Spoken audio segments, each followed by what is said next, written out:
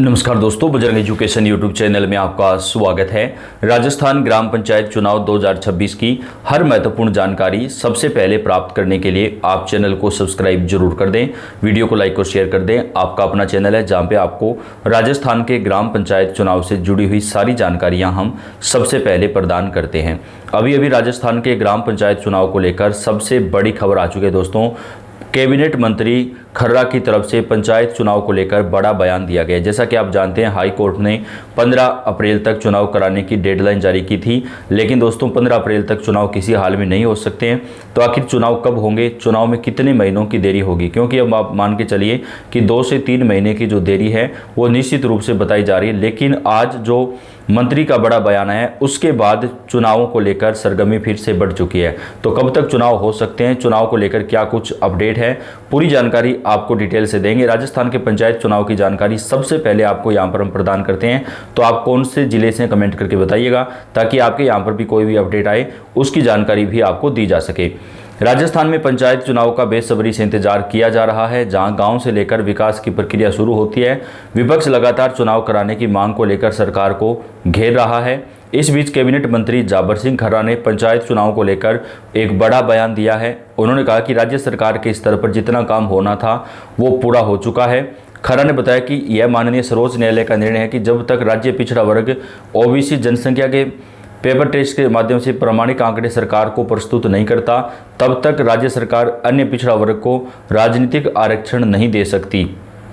उन्होंने राजस्थान विधानसभा में कांग्रेस सहित सभी विपक्षी दलों से आग्रह किया था कि यदि वे पिछड़ा वर्ग आयोग की रिपोर्ट और आरक्षण के बिना चुनाव कराना चाहते हैं तो वे लिखित में इसकी मांग करें। यानी दोस्तों यहाँ पर मंत्री ने जो है वो पूरी गेंद जो है वो विपक्ष के पाले में डाल दी है और कहा कि अगर आप ये चाहते हैं कि ओबीसी आरक्षण के बिना ही चुनाव करवाया जाए तो आप लिखित में सदन में प्रस्तुत कीजिए, हम बिना ओबीसी आयोग की जो है वो चुनाव करवा देंगे। तो दोस्तों अब विपक्ष की तरफ से इस पर क्या कहा जाएगा, क्योंकि आप जानते हैं अगर बिना ओबीसी आरक्षण के चुनाव करवाया जाता है तो इससे ओबीसी का जो यहाँ पर जो दोस्तों उनका जो हक है वो हक जो है वो उनका छीन लिया जाएगा, क्योंकि ओबीसी की सीटों को जनरल मान करके जो है वो चुनाव करवाना पड़ेगा।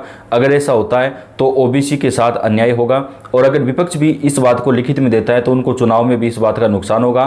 तो विपक्ष इस बात को लिखित के तौर पर नहीं दे सकता है। तो इस वक्त की बड़ी खबर आपको बता रहे हैं, राजस्थान ग्राम पंचायत चुनाव को लेकर पंचायती राज मंत्री की तरफ से भी पहले बड़ा बयान दिया गया था, और आज यहाँ पर दोस्तों कैबिनेट मंत्री खर्रा की तरफ से भी कहा गया है कि अगर विपक्ष ये चाहता है कि बिना ओबीसी आरक्षण के चुनाव हो तो वो लिखित में हमें प्रस्तुत करें, हम चुनाव कराने को तैयार हैं। यानी दोस्तों सरकार ये साफ कह चुकी है कि ओबीसी आयोग की रिपोर्ट आए बगैर हम चुनाव नहीं करवाएंगे।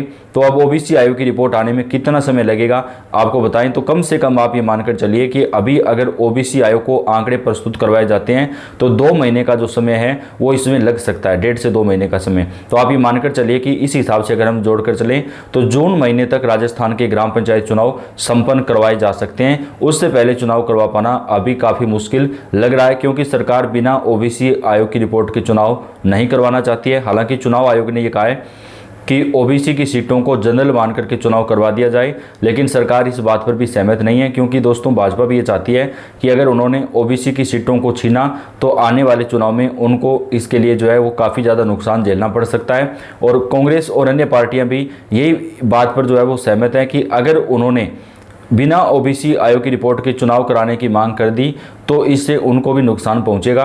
तो अब दोस्तों दोनों पार्टियां जो है वो असमंजस की स्थिति में, और सरकार ने यह कहा है कि ओबीसी आयोग की रिपोर्ट आने के बाद ही चुनाव करवाएंगे। तो आपको क्या लगता है, क्या राजस्थान के ग्राम पंचायत चुनाव बिना ओबीसी आयोग की रिपोर्ट के करवाया जाए, बिना आरक्षण के करवाया जाए, यानी ओबीसी की सीटों को जनरल मान के करवाया जाए, या फिर दोस्तों एक ऑप्शन और बचता है कि जो 2020-21 में आरक्षण था ओबीसी का, सेम वही आरक्षण रख करके चुनाव करवा दिया जाए। एक मांग ये भी उठ रही है, तो इस मांग पर देखते हैं सरकार क्या जवाब देती है। तो आपकी इस पर क्या राय है आप कमेंट करके बताइएगा। अभी दोस्तों बात कर लेते हैं राजस्थान सरकार की तरफ से चुनाव की तैयारियां कहां तक पहुंची हैं। खर्रा ने बताया कि माननीय सर्वोच्च न्यायालय का निर्णय है कि जब तक राज्य पिछड़ा वर्ग आयोग की रिपोर्ट नहीं आ जाती है तब तक सरकार अन्य पिछड़ा वर्ग को राजनीतिक आरक्षण जो है वो नहीं दे सकती है। उन्होंने राजस्थान विधानसभा में कांग्रेस सहित सभी विपक्षी दलों से आग्रह किया कि यदि वे पिछड़ा वर्ग आयोग की रिपोर्ट और आरक्षण के बिना चुनाव कराना चाहते हैं तो वे लिखित में इसकी मांग करें। खर्रा ने स्पष्ट किया कि यदि विपक्ष ऐसा नहीं करते हैं तो उन्हें सर्वोच्च न्यायालय के अगले निर्णय या रिपोर्ट का इंतजार करना होगा। मंत्री जाबर सिंह खर्रा गृह राज्य मंत्री जवाहर सिंह बेडम के साथ शनिवार को डिग जिले में बरजनगर में आयोजित एक कार्यक्रम में पहुंचे थे, जहां से उन्होंने चुनाव को लेकर एक बड़ा जवाब दिया दोस्तों।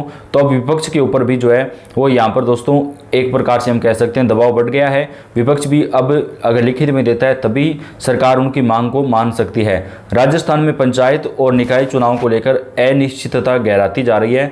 लाखों लोग चुनाव तारीखों के ऐलान का इंतजार कर रहे हैं, लेकिन सरकार, राज्य निर्वाचन आयोग और ओबीसी आयोग के बीच तालमेल के अभाव में प्रक्रिया जो है वो अटकी हुई है। इस बीच निकायों और पंचायतों में नियुक्त प्रशासक मनमाने ढंग से हजारों करोड़ रुपए का बजट खर्च कर रहे हैं। अदालतों द्वारा निर्धारित 15 अप्रैल की समय सीमा नजदीक है, लेकिन निकायों की मतदाता सूची का अंतिम प्रकाशन तय समय के बाद होना प्रस्तावित है, जिससे स्थिति और जटिल हो गई है। फरवरी में आयोग ने राज्य सरकार को पत्र लिखकर 400 ग्राम पंचायतों के अधूरे आंकड़े उपलब्ध कराने को कहा था, लेकिन अब तक डेटा नहीं मिला। तो दोस्तों जब आपने अभी तक डेटा ही नहीं दिया है तो ओबीसी आयोग अपनी रिपोर्ट कैसे सौंपेगा, इस बात के ऊपर भी अभी जो है वो एक बड़ा जो है वो यहाँ पर सवाल बना हुआ है।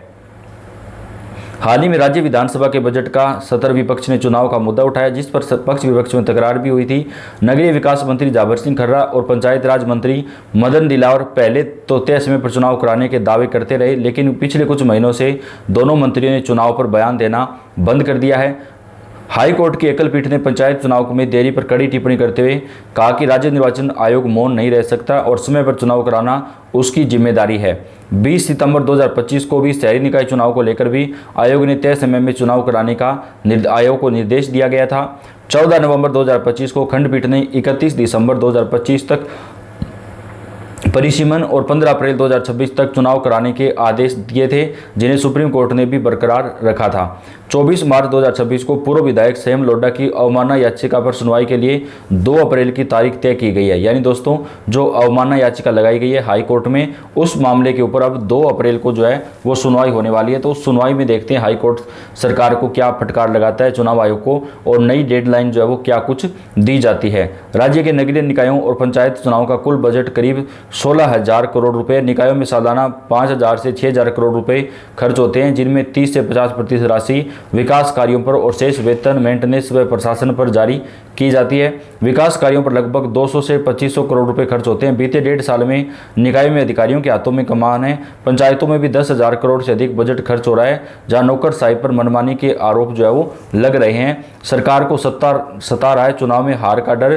प्रदेश में यहाँ पर दोस्तों नेता प्रतिपक्ष की तरफ से भी बड़ा जो है बयान दिया गया कि भाजपा सरकार को हार का डर सता रहा है, इसलिए सरकार चुनाव नहीं करवा रही है। तो अब देखते हैं सरकार इस पूरे मामले के ऊपर क्या कुछ एक्शन लेती है और कब तक राजस्थान के ग्राम पंचायत चुनाव करवाए जाते हैं। इस पूरे मामले पर आपको हम पल पल की अपडेट पहुंचाते रहेंगे। आप इस वीडियो को लाइक कर दें, चैनल को सब्सक्राइब करके बेल आइकन को जरूर दबाएं। धन्यवाद।